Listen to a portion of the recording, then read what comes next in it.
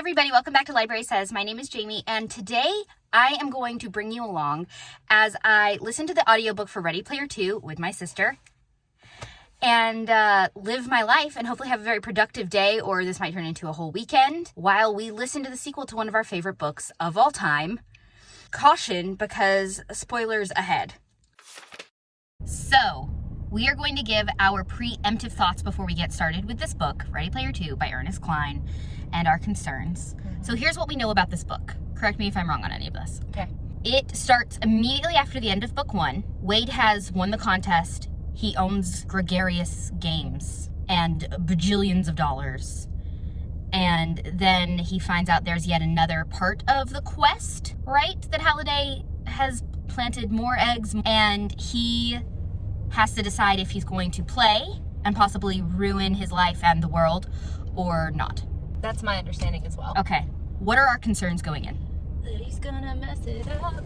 I so deeply love the first book. Yeah. I remember it was the first audiobook I ever listened to full through where I ended up not doing anything else. Like, I just ended up sitting my phone in front of me with the audiobook playing, and I was just like staring at a wall because I was so consumed by the story. And Will Wheaton for president. Yeah, Will Wheaton for president. I love it so much, and it ended conclusively. Yeah. This is definitely a sequel nobody asked for. Was I ever going to not listen to it? No. And that's the problem, right? Is I love this story so much. I love all these characters. I love this world. Yeah. I love Ernest Cline's writing style. I love Will Wheaton narrating this book. Everything about it I love. So I'm really excited. Yeah. But also completely dreading it at the same time. My concerns are not really the plot, because I don't really care that much about the plot. Like, it could be the exact same book again, and I would love it. In fact, I hope that it is kind of. Me too. I just don't want him to screw up anything that he finished conclusively in the first book. Yeah. So I don't want any of the relationships or the character development from the first book to be crapped on. Me either. And I don't want him to take back or ignore any of the things he said at the end of the first book.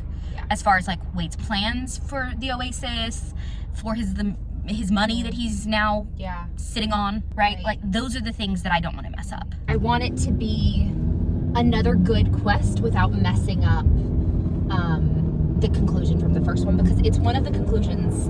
It's like one of the great conclusions of a book ever. Agreed. And so I think that's what I'll dread. And honestly, if I leave this book, like if I finish this book and I think that it's crappy, I'll just pretend it doesn't exist forever. I've done that before with sequels I didn't ask for, and I'll do it again. Yep, I'm not above that. So here's hoping that it's great. I hope so. We are currently on our way to pick up a prescription at the pharmacy and to get hot chocolate at Starbucks. It's the day after Thanksgiving. Hope everyone who celebrates Thanksgiving had a great day. Otherwise, I hope you had a great Thursday. And we're going to use today to be productive and to listen to this dang book. Yeah, we are. And we're going to bring you along for the ride. So let's do this.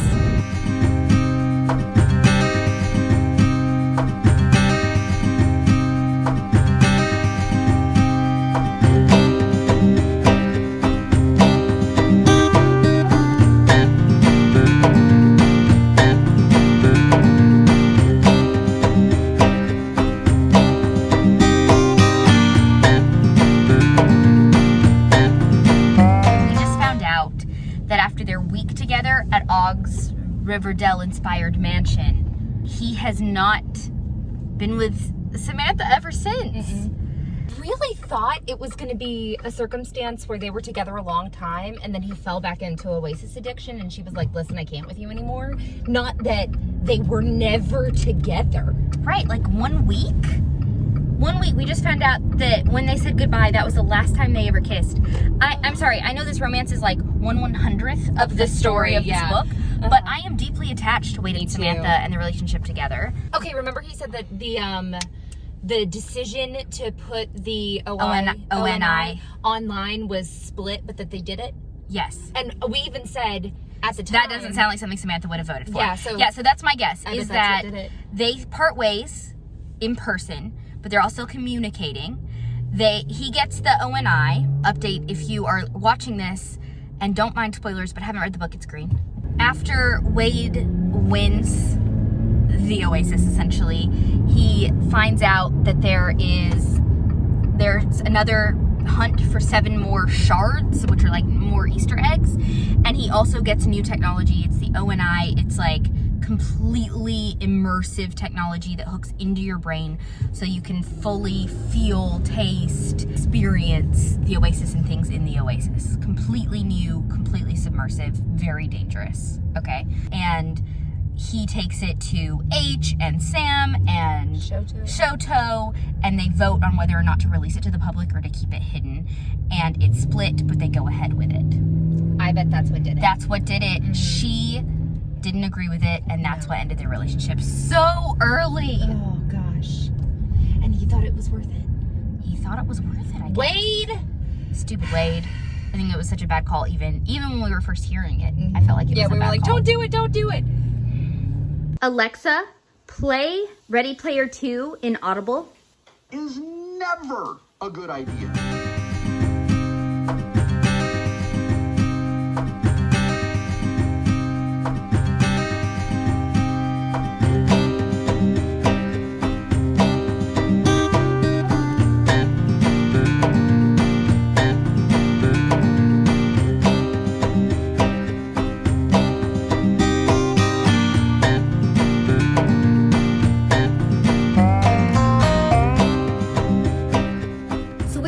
A couple hours in now to the audiobook. Basically everything that we guessed, as far as Samantha and Wade, true, Was accurate, yeah. And all of the repercussions of Wade's decisions at the beginning of the book, also true. Yeah. Bad, basically. Team Samantha forever. Always. She's like the only voice of reason in the entire book, except for Og, but he's not really in it a lot. Yeah. I will say though that the first book, the quest for the eggs, is the plot of the book. Right. And the quest for the shards doesn't feel like it has anything to do with anything. No. And It doesn't actually feel like there's going to be some sort of significant outcome of completing the quest so far. Well, I think that's the problem, is that we don't clearly know. We don't know Yeah, right. We know nothing about it. what the and that is part of it, is that nobody knows why they're searching for these shards or what happens if they're all found. It's a complete mystery. Unlike the first book, where the hunt for the eggs was to win ownership of the Oasis and Halliday's fortune, right? I am ready to get to that portion of the book. Me too. I'm ready. Because right now we're basically spiraling with Wade. Friendships have collapsed. His relationship with Samantha has collapsed. He has become more and more isolated and is depressed and making bad choice after bad choice after bad choice and using his money for stupid stuff. He's very much still teenage Wade. Even though at this point we're 3 years post the end of book 1. But it's Wade without a purpose, right? Because that was kind of what was great about Wade, was his dedication and his drive and his like all-consuming passion for the Easter egg. And now it's the same Wade, but with no purpose. So I'm ready for him to have a reason to be redeemed, because right now he's on my last nerve.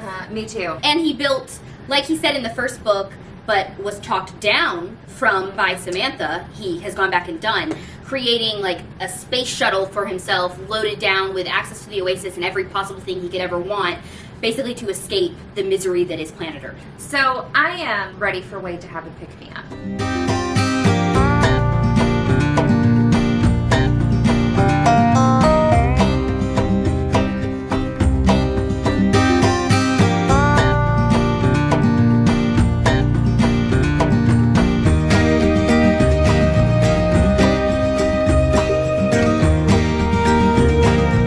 Okay, so we're like 6 hours into the audiobook now, a little over a third of the way into the book, and we're having some thoughts. So far, nothing has really happened. I think everything we said in the last update is exactly the same, but we're 2 hours deeper. Right. I think we've just gotten to the point where the actual plot of the book is about to kick off. Right? Like, there's some things that have just happened. The first shard has theoretically been found, but Wade hasn't gone to get it yet. So I think that will be the event that kicks off the actual plot of the book. So far, I'm enjoying... Am I enjoying it? Is that a lie? don't know. That might be a lie. It is depressing. Yeah, it's sad. It's sad. It's just like we were saying before, Wade spiraling into this isolation and depression and obsession and going harder into the Oasis, into the most depressing parts of Ready Player One, That's all Ready Player 2 has been so far. There's no Sections. reason to power through right now, whereas There's no goal. Yeah. And honestly, I was here for all of the pop culture and the geekdom and everything, and I love it. And we're getting more of that to an extent. But the reason I love that book so much is because I ended up loving the characters so much. All of the characters. We're not getting that from this one. It's the Wade show, and it's the depressing Wade show. The thing I was dreading was us reneging on the character development of the first book, and that is what's happened. that's entirely Wade has doubled down on his bad character traits, his flaws from the first book, and has not grown at all, and has in fact lost all the growth he had by the end of the first book, as far as not being selfish, looking outside himself, fighting his Oasis addiction.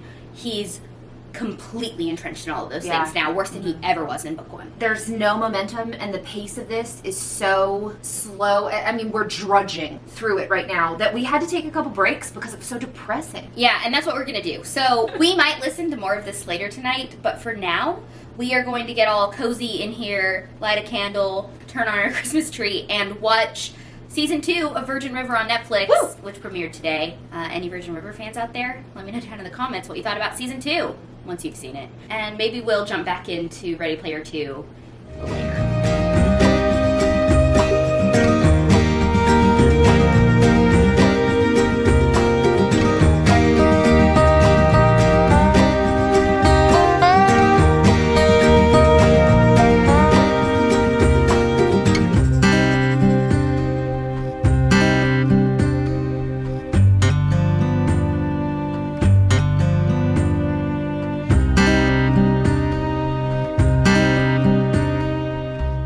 Happy Saturday. This did become a 2-day reading vlog because we just didn't get nearly as far yesterday as I expected. In fact, we were lying to you all day yesterday. So I thought we had gotten 6 hours into the audiobook by the end of the day yesterday, and we've been listening to a couple of hours of it today, off and on, and we are just now 6.5 hours in. And the total audiobook is 13 hours, 45 minutes. Don't know how that happened. I'm not sure why I thought that yesterday, why I thought we'd gotten so far, because we did not. I think it's because it felt like we'd gotten that far. But we did not. We did not get that far. Instead, we are just now over a third of the way in. And it finally feels like there's a book happening. Yeah. My only question at this point is, why did it take so long to get here? I seriously am like thinking back on what we've read so far, and like 2 or 3 main events have happened that could have been covered in an hour, maybe 2. One thing we've been talking about is just how much we miss the rest of the cast of this book. We deeply miss Artemis and H and any sort of camaraderie of any kind, and I'm hoping that that's what's coming, but for now it's so isolated that it still remains really difficult to read. I'm hoping that now with the competition actually in play, we'll get more of that, and it'll become enjoyable to read. So what would you rate it right now? If you had to rate it right now, this minute? 3 stars. Yeah, I think the same for me. Halliday's back from the dead. Okay, just kidding. He's not. Okay, it hasn't been that long, but some big things have happened, finally. The book started. Yeah, the book started. Okay, so my panic that Halliday was back from the dead. He's not back from the dead, but his avatar, Anorak. It sounded weird coming out of my mouth. Anorak isn't actually just an avatar. He is a fully downloaded, artificially intelligent consciousness of Halliday from before he died. And he's the villain of the book. So we found out that he's the villain in this book. He is the one who released Sorrento from prison. They're working together to try and find all of the shards, and they kidnapped Og and are holding him prisoner and forcing him to find the shards, though he apparently is more sick than we initially thought and has just decided to die rather than help these two. So Anorak has intentionally downloaded a firmware that keeps every one of the High Five locked into their O&I rigs, or in Sam's case, her Oasis haptic rig, and because she refuses to ever use an O&I, and is forcing them to work together to find all of the shards. So what that means is, because what we know right now is there's a time limit on this, because they can only be in their O&I rigs for 12 hours before it like lobotomizes them. So well, he said they could do it a couple of days. He said some people have done it a couple of days. But there's a 12-hour limit for a reason. You're right. For most so people. Maybe it will take like maybe a day to do the whole thing, to solve the whole thing, except for Samantha, of course, who can be in her Oasis rig indefinitely. Right. Because she's the only smart person here. So now we have a plot, we have a villain, we have a time limit, and the gang's back together. Hey, so we took a break to watch some football. It's halftime. We're running to get some greasy fast food for dinner. We've had a lot of homemade food lately, and We're like on Thanksgiving meal number 5 or something. so we don't have groceries. Anyway, but we have continued to listen to Ready Player 2, and we have some more thoughts. So I feel like we're finally getting to actual plot, which is really nice. Though, is it comparable in any way to the first book? No, it's not. But I will say now that the whole gang's back together, Yeah. and we're on a quest again, and we have a goal, and we have their dynamics and their banter, like so much better than it was even just a couple hours I mean, like earlier. night and day different. Yeah.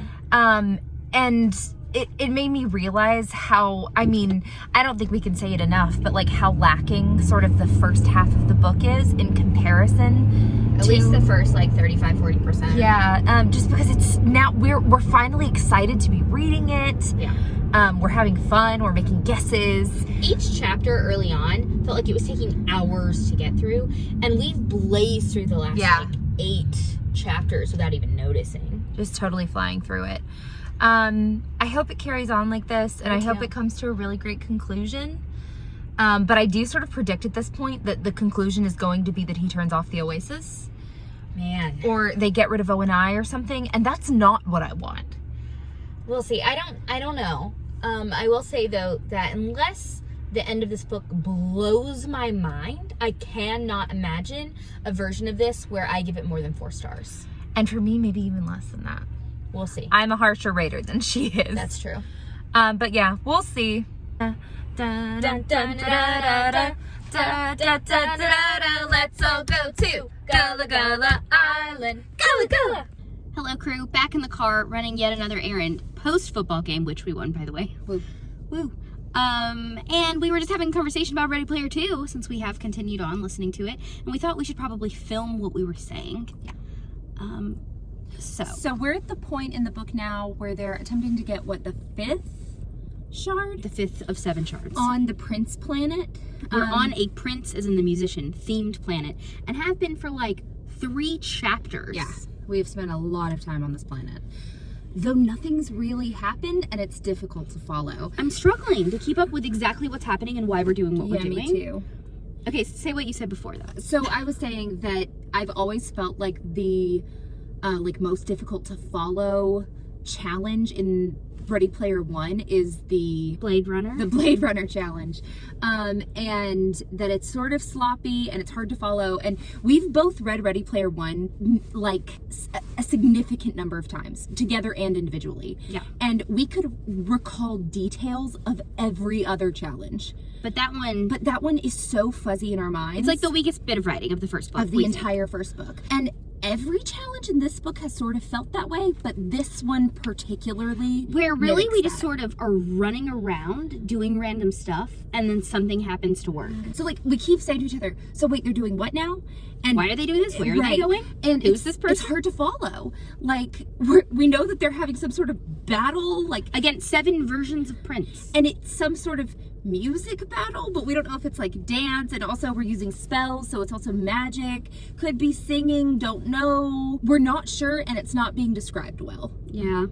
We're struggling with it, and it just is so slow. Like, it has Yeah, it's slowed slow. the plot down so much. Which is such a bummer, because we had the reunion of like the high 5 and the low 5, and we made a plan, and we all split, and it was really cool, and I was geared up for sort of the end, the climax, because we only have what, like 3 hours left? 2 hours left. So we were going, and then this challenge just absolutely killed the momentum. Maybe if I was like a diehard Prince fan, I'd be all about it, but I don't think so. Yeah. Because it's not the Prince stuff specifically that's the issue. No. It's the plotting and the pacing and the challenge as it's being described. It's just...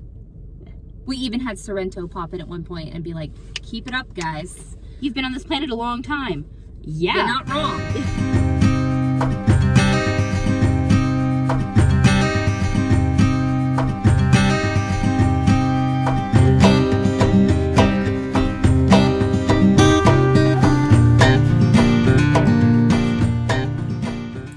We finished We finished last night, late last night, so this is officially day 3 of the vlog. We slept on it, and now we're going to tell you our final thoughts.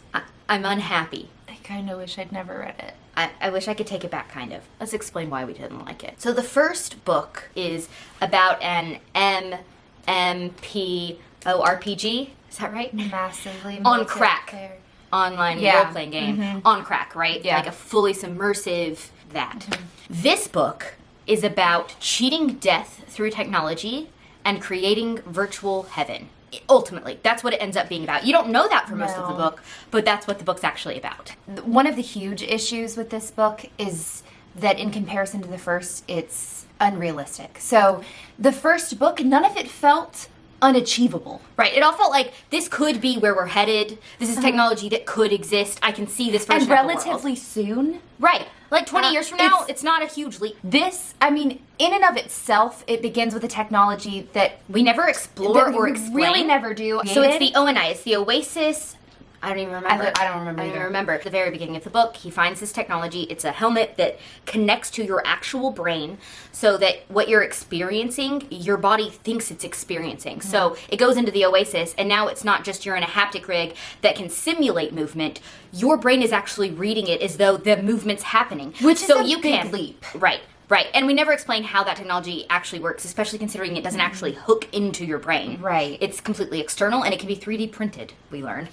Okay, so when you're in the Oasis, you can feel, smell, taste, touch. So that opens a lot of cool doors, right? Like you can live all sorts of experiences without actually experiencing them. But you also get into some gray areas with like sex stuff, Drug with drug stuff. use, where there aren't consequences. Yeah. So that's good, but internet as it is now in the real world is a sketchy enough place. Can you Right. imagine? So this technology is created. We have no real understanding of how it works, and then what we find out is every single time you log in, your entire Consciousness is being backed up, duplicated. is downloaded A virtual version of it. to the ONI servers Mm-hmm. and backed up. Now, what they also don't talk about is one, how much storage space this would create, and two, how instantaneously this occurs. Yeah. It literally is just like all you have to do is put it on and boom, And it happens. your entire everything is backed up. And what we learn later at the very end of the book is that this consciousness can be sort of it's dormant while it's saved, like on the servers, but it can be activated to create a digital version of you. the person. in And it is the Oasis. true AI. It's true artificial intelligence. It makes its own decisions. It is an exact replication of you, whatever makes up you, in virtual form. And from that point on, it can make its own decisions. It can whatever. It's true AI. So the villain of this book is a duplication of Halliday's consciousness from before he died. That is Anorak, right? It's taking the form of Anorak, his Oasis persona. Before he died, Halliday deleted parts of his consciousness, so he's missing a bunch of files. And it he did this corrupted to make him. him more controllable, but it actually corrupted him and made him literally psychotic. So the whole book is that this corrupted AI Halliday has uploaded corrupted firmware into the Oasis so that anyone wearing one of these ONI devices, which is like 90% of users of the Oasis, are being held hostage and they can't log out until Wade and friends find the 7 shards that we've been on this mission for. And what we learn is the 7 shards are 7 pieces of the AI duplication of Kira, Ogden Morrow's wife from the first book, who's been dead for a long, long time. Apparently, before she died, Halliday put one of these on her and duplicated her consciousness without her permission, consent. without her consent, without her knowledge. And he was always, we thought, in love with her. Come to find out, Halliday's actually just a bad guy. sleazy dude. And he just wanted her because he couldn't have her, and Og did. Like she was a trophy person. He literally for said him. that. Honestly, I don't like know that either. and I don't know that it really lines up with what we Knew told of Halliday in the earlier. first book. Like he completely decimates Yeah, I Halliday's mean, character in this book. If you like James Halliday, don't read this book. Mm-hmm. Because you won't leave still liking James Halliday. No, definitely not. He's like the villain. Entirely the villain. And just to branch off from that, as though that's not upsetting enough. So it results in this utopia, this digital utopia heaven place where we can create a digital copy of anyone who's died or anyone living, but particularly anyone who's died, and have their consciousness continue to live on in In a the spaceship. Oasis. Samantha was the only one who voted against the ONI technology in the first place, and it's what broke her and Wade up. After all this goes down with the artificial intelligences and all of that, instead of being like, I told you so, because if you've never seen The Matrix, Yeah, for real. instead she finds out that she can see her dead grandmother again, and she's like, oh, okay, I was wrong. And instantaneously brings back her consciousness, her grandmother's consciousness. There's no discussion of ethics, of the philosophy behind this, the morals behind this. We're just all completely on board with duplicating consciousness of every living person so that when they die, they don't actually have to die. Their loved ones continue to interact with them. And the book ends with them, all of our living friends, Wade, Samantha, H, Shoto, everybody, duplicating themselves, uploading them onto a spaceship they're going to send out into the universe, where it's like heaven, virtual heaven up there with all these dead people and living people's consciousnesses, while they search the universe for the next place for humanity, because we've given up on Earth. We're not, unlike at the beginning of the first book where we're like, we're going to turn off the Oasis a day a week, we're going to work on fixing our real world. No, we don't mention that in this book at all. We never mention the closing the Oasis a day thing at all. And instead, we've just decided to duplicate all human consciousness, put it on a spaceship, and send it off into the universe to find our next planet because Earth's a lost cause. But Samantha and Wade get married, which we find out about from Wade 2.0's duplicated consciousness aboard the spaceship. So now I guess we can, now that we've established that the ending was absolutely bonkers and totally dissatisfactory in every possible way, let's talk about all the little things we hated. You were saying in our last update, we were talking about how sloppy each of the challenges are, also how quick and easy they are. So we are given this 12-hour time limit by Anorak. They have 12 hours to solve the entire 7-step quest. Which it's a quest created by James Halliday, the creator of the Easter egg quest, which was three challenges. Yeah. And then the battle at Castle Anorak.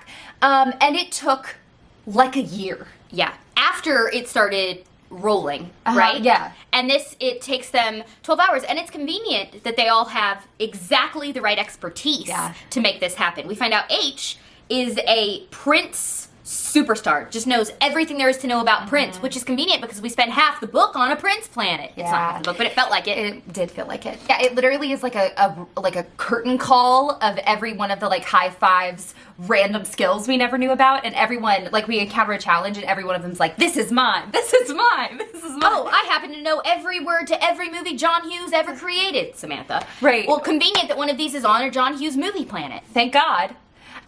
So that happens. They are able to solve this entire quest in 12 hours, a little over 12 hours. Yeah. Which is just ridiculous, and I would say one of the biggest plot holes of the entire book. Yeah. And then just for some of the smaller stuff, Ernest Cline does the thing that I actually hate, which is in the sequel, he begins the book by breaking up the main couple because he doesn't actually know how to write a relationship. He knows how to write a love story, but not a relationship. So he starts the book by breaking them up, and then at the very end, they're like, we were so dumb, let's get back together. Even though they never address any of the issues that broke them up in the first place. Also, we introduce a new character, Lohengrin, and her friends, which they call themselves the Low Five. They get introduced just to give Wade the first shard, which he couldn't find himself, and then vanish out of the book and pop up at the very end to help them save the day. Yeah. Why were they introduced? Why waste the page time? Because he's writing a spin-off? It's the only reason I can think of. Yeah. So I'm disappointed. I'm disappointed. And overall, I would say it's sloppily written. It's also highly derivative. It's very derivative. I mean, there was, this is the so Oasis done. felt like something that was believable, And but unique it and completely interesting. exceeded anything I'd ever read that was like it. Yeah. Whereas this, like duplicating consciousness, I mean, sci-fi's got this well covered. It's nothing original. No, not at and all. it just doesn't feel like the first So- book's universe, or a real continuation of where we were at the end of the first book, and how we thought about the Oasis, how we thought about the world, Wade's character growth, where he wanted to help save the world instead of just escape it. at the end of the second book, all we care about is escaping it. So what's your final star? Okay, so I don't know. I really want to give it 3 because giving the sequel to Ready Player One less than 3 stars feels like I can't do it. Like out of loyalty to I'm that giving book. it 2. You're giving it 2. I'm giving it 2. Because honestly, at the end of the day, the dragging on with Wade by himself for almost half of the book, then to have sort of sloppily written challenges throughout that's so quickly achievable to then result in something that's so far-fetched and so outside of the realm of this entire world, I can't in good conscience. I think the only thing that I'm debating is if it wasn't the follow-up to one of my favorite novels of all time, and I could just take it as it is without expectation or bias, would I have said I enjoyed it? That's a good question. That's a really good question. And I'm not sure I know the answer. Yeah, me either. But am I letting my disappointment color it? Like I said earlier, he remains an excellent world builder. He creates vivid imagery, and that's honestly the only reason it's getting a 2 for me. I think I'm going 3. We'll see though. When I sit down to actually write a review that's coherent and well thought out, we'll see how I feel. I'm leaning 3. I wish we had half stars because then I think it would be an easy 2.5 for me. Yeah, it would be a really comfortable 2.5. So that's it. Yeah. Thanks for following along on what ended up being a very disappointing reading weekend experience. If you disagreed with everything we said, Let us know. cool. Let's chat about it in the comments. If you agree with anything we said, I'd like to talk about that too. If you enjoyed this, I'm very, very excited for you. I wanted to enjoy it. Yeah. No shame if you did. If you like this at all and you'd like us to read something else, let us know. Maybe we won't absolutely crap on that book so much. And I guess we'll see you guys in the next video. Bye.